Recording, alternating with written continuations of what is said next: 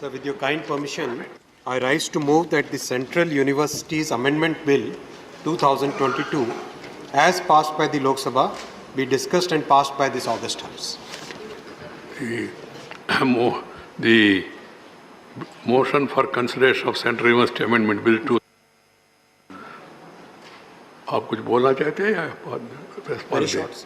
नहीं, आज जो अभी बोलना है तो कुछ संक्षेप में बोलिए, बाद में फिर. जी सर.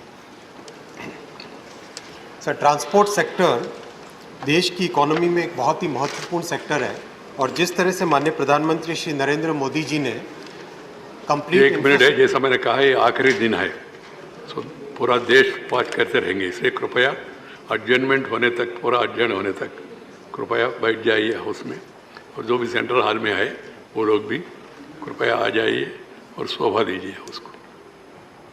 हाँ please.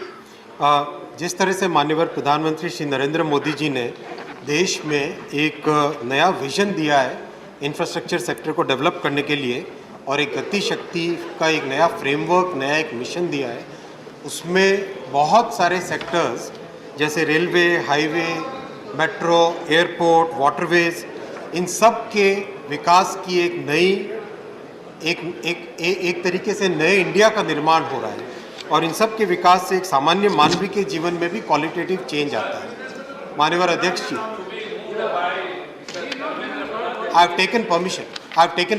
He has got permission of Honorable Chairman. I have taken permission. Sir, I have taken permission. Chairman has already permitted it for your information. Please.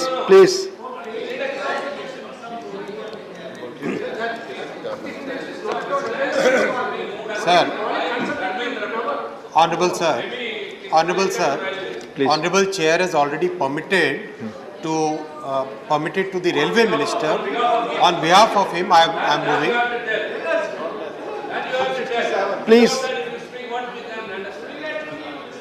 Sir, इन सब सेक्टर्स की कॉम्प्लेक्सिटी और इनमें तेजी से आते हुए परिवर्तन के कारण देश में एक टैलेंटेड, वेल ट्रेन्ड और फोकस्ड कैडर की ज़रूरत है.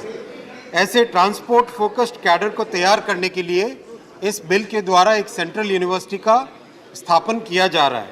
गति शक्ति विश्वविद्यालय प्रधानमंत्री जी के गति शक्ति विजन को साकार रूप देने का एक बहुत बड़ा प्रयास है. प्लीज. गति शक्ति विश्वविद्यालय रेल कृपया सदन में शांति रखें प्लीज. गति शक्ति विश्वविद्यालय रेल मंत्रालय द्वारा संचालित होगी और नेशनल एजुकेशन पॉलिसी और शिक्षा मंत्रालय की जो पॉलिसीज़ हैं एजुकेशन से रिलेटेड उनके द्वारा कोऑर्डिनेटेड रहेगी. सभापति महोदय, गति शक्ति यूनिवर्सिटी के बारे में जस्ट मैं 2-4 बातें बताता हूँ, उसके बाद में we can have the start the discussion. 2018 में national rail and transportation institute यानी NRTI का स्थापन किया गया था. इसमें transport management, railway technology, rail systems. Please बैठकर पीछे बैठकर बात ना करें, हाउस चल रहा है. प्लीज. इन सब से रिलेटेड बहुत सारे कोर्सेज स्टार्ट हुए. BBA, BTech, MBA, इन सब कोर्सेज को आरंभ किया गया. कुल 725 स्टूडेंट्स इसमें अब तक एडमिशन ले चुके हैं. पहला बैच भी ग्रेजुएट हुआ और बहुत अच्छे रिजल्ट हैं, सबको अच्छे प्लेसमेंट्स भी मिले हैं. अब इस बिल के द्वारा NRTI को एक सेंट्रल यूनिवर्सिटी में कन्वर्ट किया जाएगा, अपग्रेड किया जाएगा. इसके 5 फोकस एरियाज रहेंगे सभापति महोदय. पहला, ट्रांसपोर्ट फोकस्ड कोर्सेज.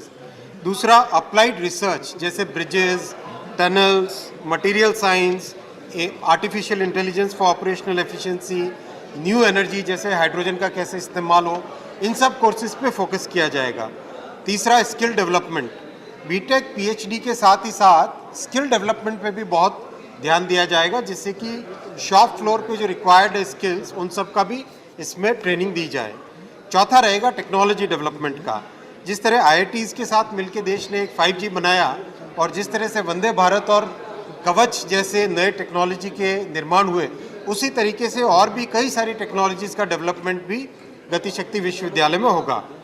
इसका 5वां उद्देश्य सभापति महोदय रहेगा ट्रांसपोर्ट इकोनॉमिक्स और इंफ्रास्ट्रक्चर फाइनेंस.